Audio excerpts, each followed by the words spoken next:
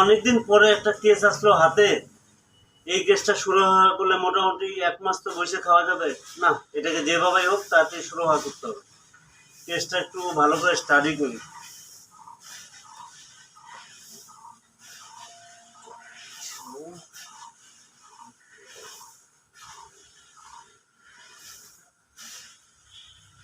মাথা কাজই করতেছে না।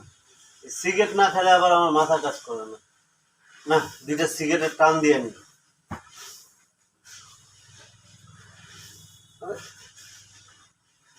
সিগারেট তো নাই, আর সিগারেট না হলে তো আমার কাজ হবে না। এদিকে একটা জিনিস যদি কাজ অর্ধেক করতে তো উঠে যায়, তাহলে তো আমি সব ভুলে যাবো।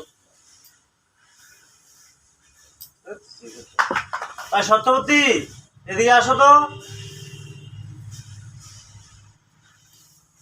আমার একটা কাজ করে দিবা।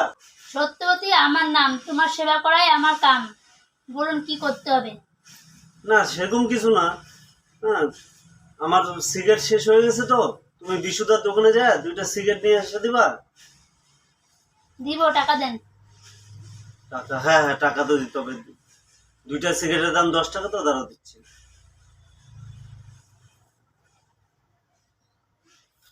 10 টাকাটা কই গেল? মহা মুশকিল। এখানটা তো 10 টাকা ছিল, 10 টাকাটা পাচ্ছি না। 100 টাকার নোট। তুমি কি আমার মানিব্যাগ থেকে 10 টাকা নিছো? কি বলো তুমি? আমি তোমাকে আমার মানিব্যাগ থেকে টাকা নিব? না, সত্যবতী আমার নাম, সত্য কথা বলাই আমার কাম। সে তো জানি, কিন্তু আমি মানিব্যাগে 110 টাকা রাখছিলাম রাত্রে, এখন 10 টাকা দেখতেছি। তুমি নাও নাই তো? না। তাহলে আমারই মনে হয় কোনো ভুল হয়েছে। আচ্ছা যাও, তুমি বিশুদার দোকান থেকে সিগারেটটা নিয়ে আসো, আমি পরে টাকা দিয়ে দেবো। বলে দিও যে পরে দিয়ে দেবে। ঠিক আছে। সত্যবতী টাকাটা নেয় নাই, তাহলে কি টাকাটা ছেলেই নিচ্ছে? একবার জিজ্ঞেস করে দেখবো।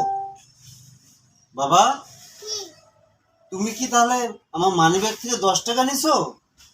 না, তুমি তো লঙ্কেশ পক্ষী। আমি তো লঙ্কেশ পক্ষীর বাচ্চা। তুমি তো লঙ্কেশ পক্ষী, তুমি তো ওদেরকে শিক্ষা দাও। তাহলে আমি কি চোর চোর হইতে পারবো? হ্যাঁ, আমার ছেলে তো ঠিকই বললো।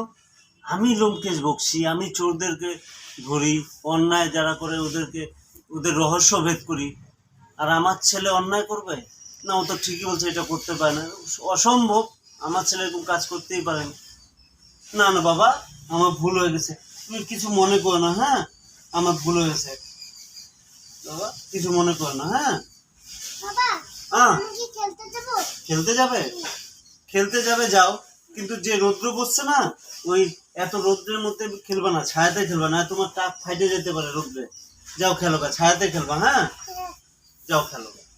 উহুম, আমার তো পুরোপুরি মনে আছে, রাত্রে ঘুমানোর আগে আমি 110 টাকা মানিব্যাগে রাখছিলাম।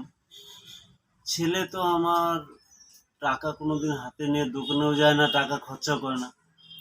জিনিসটা কেমন কেমন লাগতেছে। আমার নাম লোমকেশ বক্সি, আর আমার মানিব্যাগ থেকে টাকা চুরি। এটা তো মাইনে নেওয়া যায় না। এর উদ্ধার আমাকে করতেই হবে। লোমকেশ বক্সির মতোই আমাকে বাড়িতেও রহস্য ভেদ করতে হবে।